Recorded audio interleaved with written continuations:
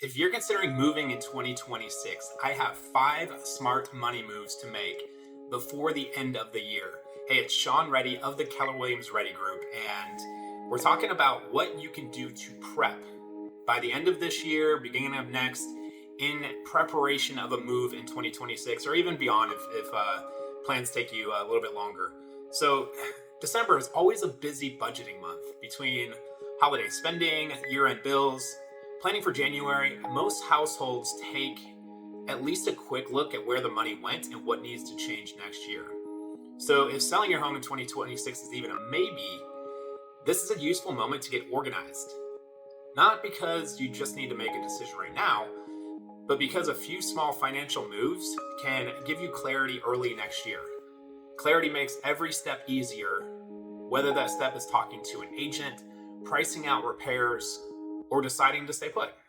So here are 5 practical, low drama ways to prep your finances for a possible move that you can do by the end of the year. So number 1, pick one winter fix that reduces future negotiations. What does that mean? So this is a money move because inspection items often turn into one of these three outcomes. A repair you have to do quickly, a credit you offer at closing, or a price reduction to keep the deal together.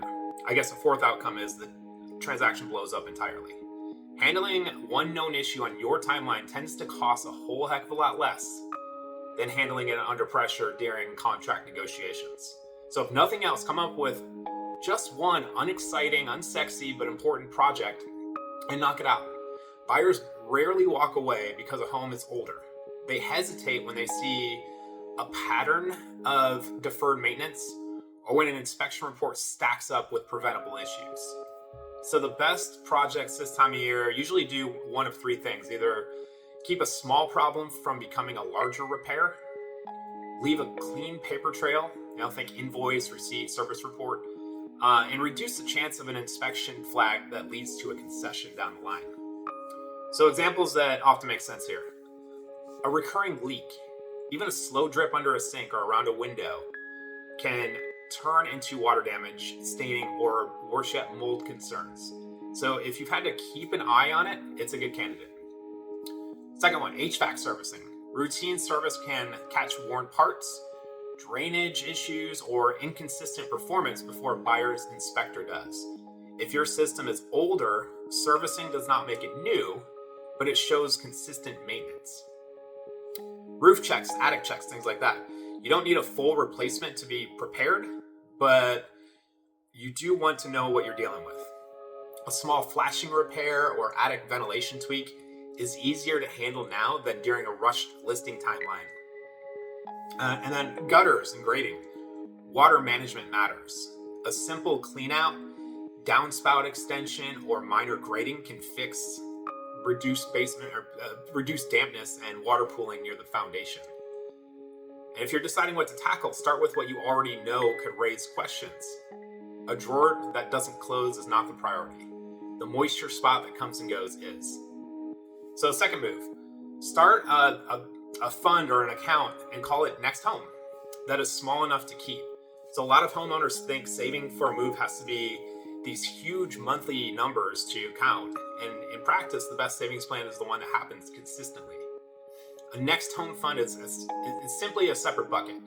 Even if it starts with a small amount that is designated for future housing costs, these costs can vary by household, of course, but usually includes some mix of moving expenses and storage, legal fees and closing costs, pre-move repairs or paint, staging and light prep, and a cushion for overlapping house payments if timing requires it. So a simple approach here, open a separate savings account and, like I said, name it Next Home. Set an automatic transfer for a number that will not break your month. And send in a year-end, found money to it, such as a bonus, a refund, or gift cash.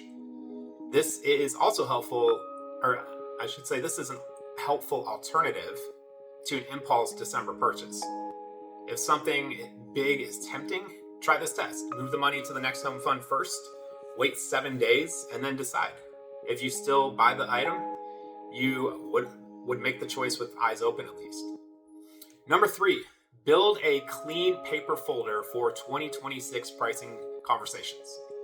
When a homeowner asks me for a valuation, the price opinion is never based on paperwork alone. It's based on comparable sales, current competition, condition, local demand, all those factors. But still, having your documents organized makes the conversation faster and more accurate. It reduces stress when you decide to move forward. So it also helps if you spot surprises early, like an insurance premium jump or a tax change you didn't notice.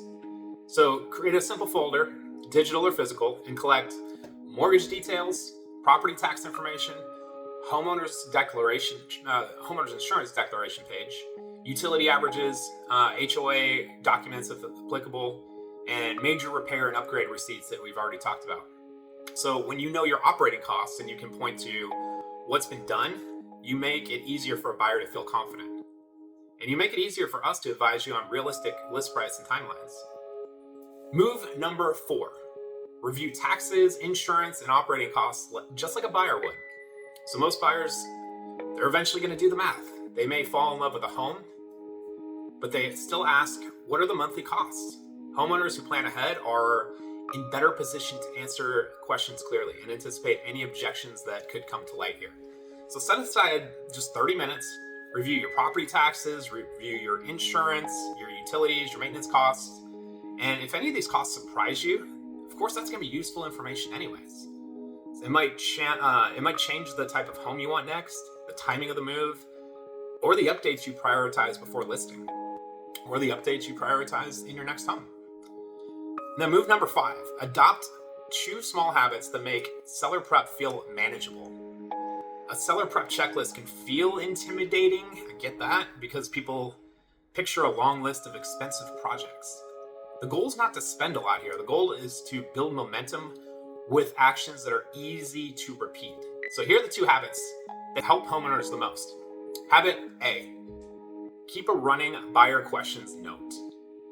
Start a note on your phone called 2026 House Notes. Every time you notice something that a buyer might ask you, write it down. Keep it factual. Some examples. Water spot on the wall after heavy rain. When did that happen?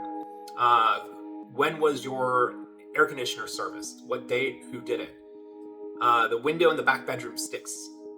When was the dishwasher replaced? What date? And this becomes your personal roadmap. So when you are ready to sell and move, we can sort it into 3 categories. Fix before listing, disclose and price accordingly, and leave it as is because normal wear and tear doesn't necessarily impact your sale. So that's habit A. Habit B, do 1 small declutter pass per week with a money lens. And decluttering isn't just about listing photos, it also affects moving costs, storage costs, and the amount of work you feel you have to do later. So choose 1 area each week and apply this simple filter. If I move next year, would I pay to pack, move, or just unpack this? And start with the spaces that collect the most volume, like a coat closet or laundry area, garage corners, extra cabinet and drawer in the kitchen. And if you donate or sell items, send any proceeds to the next home fund. Even small amounts reinforce the habit and make the plan feel real without adding pressure. So here's a simple year-end checklist you can finish in 1 weekend. If you want a quick way to act on this video, here's a realistic plan. So day 1, spend 30 to 60 minutes. Open up the Next Home Fund and set a small automatic transfer. Start the 2026 House Notes file on your phone and create a folder for the paperwork and add what you already have in hand. Day 2, spend the next 1 to 3 hours choosing 1 fix and book the service call, even if the appointment is in January. Pull your latest tax bill, your latest insurance declaration page, and 2 utility statements. File them away. And then do 1 declutter pass in 1 single area. None of this commits you to selling in 2026. It simply makes you more prepared if you choose so. And if you decide to have a valuation conversation in the new year, these steps help you move from we might sell to specific numbers, timelines, and options. That's usually the difference between feeling stuck and feeling ready. And if selling in 2026 is on your radar, give us a call or drop a comment and we'll help you map out a simple numbers first plan. a rough price range, likely costs, and what, if anything, is worth doing before you list. So schedule a call. We'll help you map out a simple plan before you sell your home and move. Again, Sean Reddy of the Keller Williams Ready Group. Thank you so much for watching. Have a great rest of your 2025.